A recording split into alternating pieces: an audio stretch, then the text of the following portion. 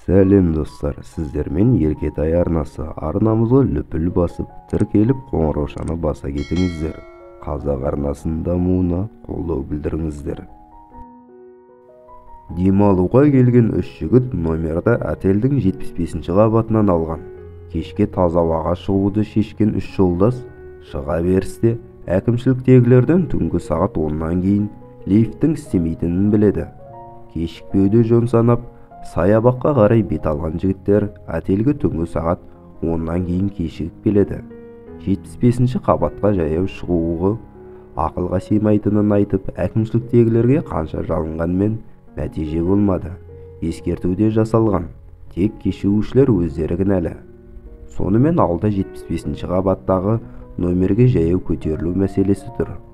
Үш жігіт әр 25 қабаттан бөліп алып, әңгіме дүкен құруды өз мойындарына алады.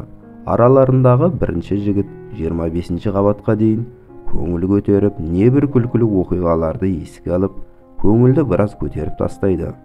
Келесі кезекті алған жігіт ой қосарлық мәні бар, салмақты әңгімелер айтып, кезекті үшінші жолдастарына берген еді. Үшінші жігіттің әңгімелері мұңды екен. 75-ші қабатқа да жетіп қалған жігіттер тоқтады.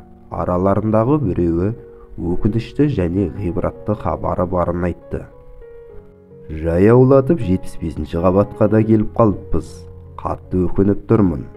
Бірінші қабаттағы әкімшіліктегілерден бөлмеміздің кілтін алуды ұмытып кетіппіз. Жігіттер жетер межеге келіп, амалсыз өкініп тұрғаннан сақтасын. Жұмыр бастының ғұмыры қазіргі сәттегі жағдайға ұқсайтынын қараңдаршы. 25 жасқа дейін ойын күлкімен өтетін жастық шақ.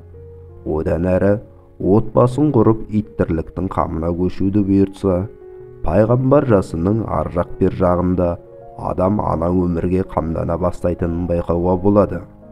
Адамдар өмір бойы жүректерінің түбіндегі кілтті ұмытумен өтеді. Мейірімді жаратушымыз осындай жағдайдан сақтасын. Мінекей достар, видеомыздың соңына да келдік. Арнамызды қолдауды ұмытпаңыздар. Қош сау болыңыздар.